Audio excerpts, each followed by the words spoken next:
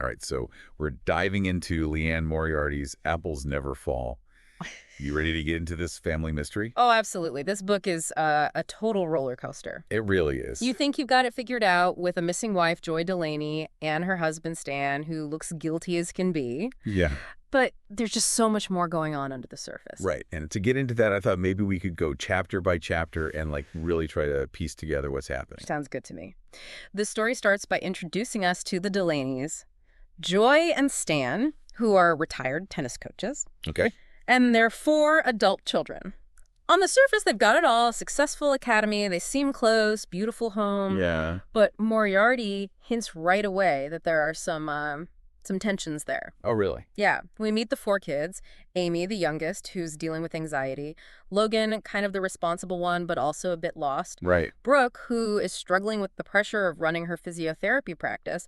And then there's Troy, the hothead, who made a fortune in finance but seems estranged from the family. Oh, wow. So each of them has their own baggage. Yeah. And you can tell their relationships with their parents, especially Stan, are complicated. It sounds like the setup for some serious family drama. Exactly. And that's even before Joy goes missing. So when does the mystery really kick in?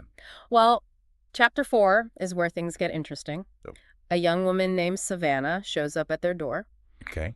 She claims she's running from an abusive boyfriend. She's hurt and really upset. Joy, always the compassionate one, takes her in right away. So Savannah's the catalyst that really sets everything in motion. Yeah. What's the family's reaction to her? It's mixed, you know?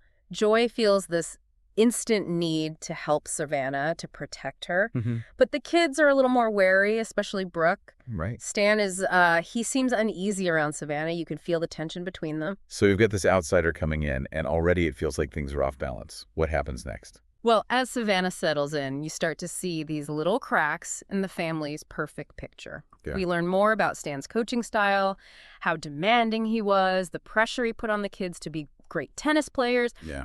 And you realize that's left some scars, especially on Troy. He had so much potential, but his relationship with his dad was really volatile. It's like Savannah's presence is stirring up all this buried stuff. Absolutely. What about Joy? How is she handling all this? Joy, bless her heart, she just wants everyone to get along. Right.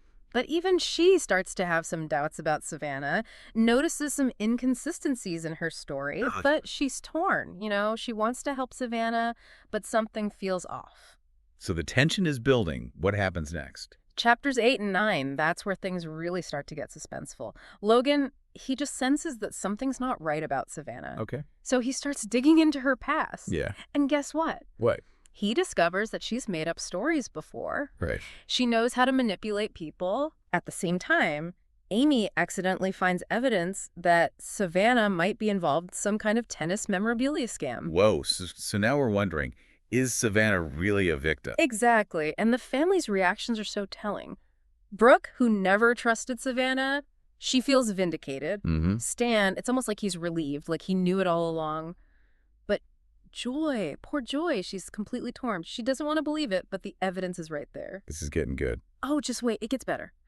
Chapter 10, and this is a big one. Okay. We find out that Savannah is the sister of Harry Haddad. Wait, who's Harry Haddad? He was Stan's protege years ago who suddenly switched coaches and became this huge star. Oh, right. So how does Savannah fit into all this? Well, she drops this bombshell. She tells everyone that it was Joy who convinced Harry to leave Stan. What? Yeah. Joy felt that Stan was holding Harry back, that he needed a different coach to reach his full potential.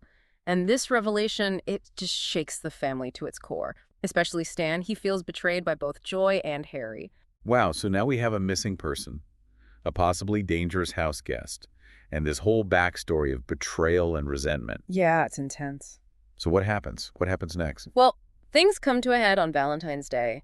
Joy and Stan have this huge fight. Years of frustration and hurt just boiling over. And then Joy disappears. So that's it, she's gone. What are the clues that point to Stan? The police find scratches on Stan's face. There's a piece of carpet missing from the house. It all looks pretty bad. Even the kids start to doubt him. So the family's fractured, the mother is missing, and the father is the prime suspect. Yeah, it's about to get really dark. Well, this seems like a good place to pause. Okay. What do you think's going through those kids' minds right now? I think they're dealing with so much. Grief, guilt, confusion, trying to figure out what happened to their mom while also dealing with their own problems and the fact that their dad might be involved. We'll be back after a quick break to continue our deep dive into Apples Never Fall. So we left off with the Delaney's in a real tough spot. Joy's gone, Stan looks guilty, and the kids are caught in the middle. What happens to them next? Well, Moriarty really dives into how each sibling handles all this. Brooke, remember, she's already struggling with her business. Well, she just throws herself into proving Stan's innocence. Even though things look bad for him. Exactly. It's like she needs to believe that her dad is a good man, you know? Even if it means ignoring some pretty damning evidence. I can see that, trying to hold on to that image of your dad. What about Logan? He already seemed a little lost before all this. Yeah, Logan is in a weird place. He's heartbroken over his mom, but he also can't shake the suspicion about Savannah. Right, because he was the one who found out about her lies. Exactly. So he starts investigating, trying to find out what happened to Joy, but maybe it's also a way for him to deal with everything, you know? Find some purpose in all the chaos. Makes sense. What about Troy? He came back, but things were tense. Oh yeah, Troy's return is not exactly smooth sailing. Lots of unresolved issues with his siblings, especially Brooke. Plus, he's got his own drama going on, stuff with his ex-wife and their frozen embryos. Oh, wow. So on top of the family crisis, he's got his own personal stuff to deal with? What about Amy? She was already having a tough time with anxiety. Amy is just so fragile in these chapters. She's having nightmares, blaming herself. It's really rough. That's heartbreaking. So while all this is happening with the kids, what's going on with the police investigation? Oh, the police are pretty sure Stan did it. They find more evidence, security footage of him trying to get rid of a big rug, and some neighbors heard shouting the night Joy disappeared. So it's really not looking good for Stan. Not at all. But then something interesting happens. Yeah. The police publicly announce Stan as their main suspect, and the Delaney kids, even with all their issues, they come together. They refuse to believe their dad could hurt their mom. It's like the threat of losing their father forces them to put aside their differences. Yeah. It shows how strong family bonds can be even when things are messy. But the question is, are they right to believe in Stan? Right. Is he innocent or are they being fooled? It's hard to tell. Moriarty makes Stan such a complex character. She does. On one hand, we see flashbacks of him being strict, losing his temper, being distant with his kids. But then we also see moments of real love for Joy, you know? And even though he's flawed, he clearly cares about his family. That's what makes it so hard to figure out. Is he capable of doing something terrible, or is he just a guy who's made some mistakes? And just when you think you've got Stan all figured out, the story takes a sharp turn. What happens? Joy comes back. She just shows up. Yep, walks right back into the house like nothing happened. She says she just needed some time to think and went on a silent retreat with Savannah. Really? Just like that? Apparently she left a note explaining everything, but their dog ate it. A dog ate the note. Yeah, I know, a little convenient, but it does highlight how easily things can get out of hand because of misunderstandings. Okay, I'll give you that. So, Stan's in the clear now. Mystery solved. Happy ending. Well, not so fast. Remember Savannah? She's about to head back to Australia, and she has one last thing to tell Joy. Oh. Savannah confesses that before she left Sydney, she drugged her abusive mother and locked her in a room with very little food and water. She's going back to see if it worked. That's chilling. So just when we think everything's resolved, we get this bombshell. What do you think Moriarty is trying to say with that? It's like she's showing us this cycle of abuse, how complicated it is. Savannah was a victim, but now she might be a perpetrator too. The lines get blurry. And it makes you rethink the whole Delaney family too. They might have looked perfect from the outside, but underneath they were all dealing with these heavy issues, secrets, resentments. And that ties back to the title, Apples Never Fall. No matter how hard you try to break free from your past, it shapes you. So even though Joy returns and Stan seems innocent, there's this lingering feeling that things are not okay. Exactly. Moriarty doesn't give us simple answers. She wants us to think about the complexity of human behavior, the gray areas of right and wrong, and the power of family secrets. And it makes you wonder, can you ever really escape your past? Or are you always going to be influenced by it in some way?